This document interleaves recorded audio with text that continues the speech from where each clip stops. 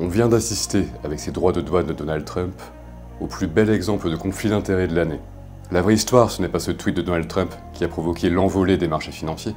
La vraie histoire, c'est que quelques initiés ont réalisé un gain de plus de 2100% en une heure seulement. T'as bien entendu, un gain de plus de 2100% en une heure seulement. Clairement, on se moque de toi. Je vais te raconter cette belle arnaque. Eh oui, je sais pas si tu le savais, mais il y avait visiblement une belle opportunité de se faire beaucoup d'argent selon Donald Trump himself. Sur son média Truth Social,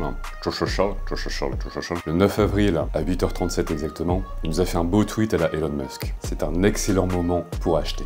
Lorsqu'il a écrit ça, le marché boursier était à son plus bas historique depuis des années, au moins dans l'histoire moderne. Tout ça à cause de la panique déclenchée par l'annonce de ces tarifs douaniers réciproques. Tout à coup, il publie ça et on se demande vraiment de quoi il parle exactement. Et bien 3 heures après, on avait notre réponse. Vu le manque de respect que la Chine montre envers les marchés mondiaux, j'annonce une hausse immédiate des droits de douane à 125% sur les importations en provenance de Chine. Mais surprise, il annonce aussi et surtout la suspension de ces fameux droits de douane pendant 90 jours. Bah tiens, c'était pas prévisible du tout. Si tu as regardé ma précédente vidéo sur les droits de douane, tu savais que ça allait probablement arriver, notamment parce que son secrétaire du Trésor, Scott Bessent, avait écrit noir sur blanc à ses investisseurs en 2024, donc il n'y a pas si longtemps, que Donald Trump allait beaucoup parler des tarifs douaniers, l'utiliser comme un outil de négociation, mais que dans les faits, à cause de l'inflation, il allait probablement très peu les utiliser. Et là, qu'est-ce qui se passe? Il les met en pause. Alors c'est pas la fin des tarifs douaniers, il reste encore le seuil plancher des 10% pour l'ensemble des pays, mais clairement c'est un rétropédalage. Résultat, après son annonce de suspension, eh bien, les marchés ont à nouveau explosé, tant les marchés américains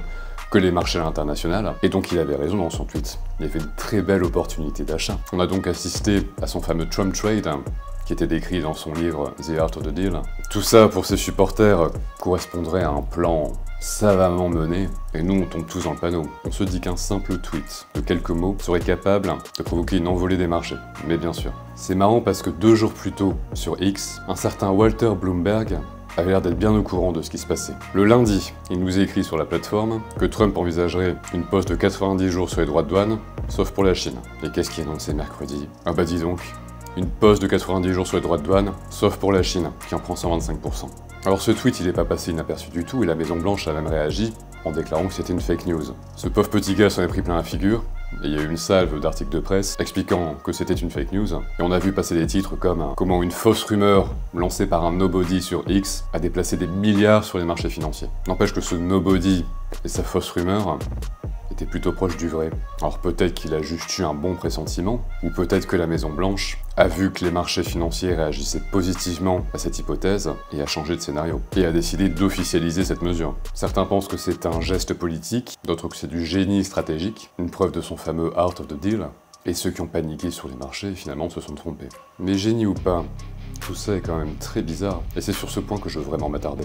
Je veux que tu comprennes qu'on vit dans une époque vraiment très étrange, où le président des États-Unis peut devancer ses propres annonces officielles pour manipuler les marchés financiers. Imagine que cette information qu'il a fait passer sur les réseaux sociaux avait été délivrée dans un groupe privé et payant. On aurait crié au scandale. Là, c'est public, et personne ne sait vraiment s'il fallait le prendre au sérieux ou pas. Sauf quelques-uns. Et c'est ces quelques-uns qui m'intéressent. Sur la plateforme Unusual Whales, on a remarqué des choses un peu rigolotes. On a remarqué que certains traders avaient pris des options particulièrement intéressantes juste avant l'annonce du président. Concrètement, ils avaient acheté de grosses options d'achat sur le QQQ, ne pas confondre avec le... et sur le SPY, juste avant l'annonce de Donald Trump.